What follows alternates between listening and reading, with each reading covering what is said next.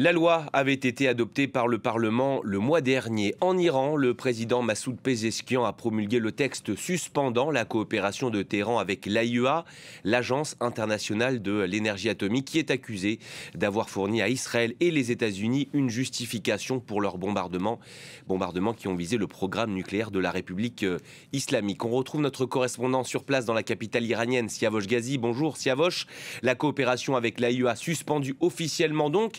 Qu'est-ce que ça change concrètement ? Il y a beaucoup de choses qui changent. Tout d'abord, les inspecteurs de l'AIEA n'ont plus le droit de venir en Iran. Donc, pas question d'aller visiter les sites qui ont été frappés par les Américains, mais aussi les Israéliens, notamment les sites de Fordow, Natanz et Ispahan. Ensuite, les caméras de l'agence internationale qui existait sur place pour filmer les activités seront également débranchés en principe. Il n'est pas question non plus de donner des informations à Raphaël Grossi sur le stock d'uranium enrichi de Téhéran, notamment les 408 kg d'uranium enrichi à 100%. Donc c'est un arrêt complet de la coopération. Pour l'instant, on parle de suspension tant que l'AIEA n'aura pas donné des assurances sur la sécurité des sites nucléaires iraniens.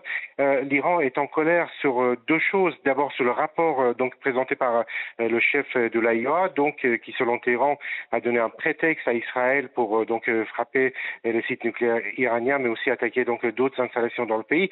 Et ensuite pour ne pas avoir condamné clairement les frappes israéliennes ou américaines sur les sites nucléaires iraniens, alors que selon Téhéran, c'est le devoir de l'agence internationale, mais aussi des pays européens, par exemple, de condamner ces frappes. Un responsable de la justice a même parlé d'un procès contre Raphaël Grossi et d'un jugement par contumace contre le chef de l'AIEA.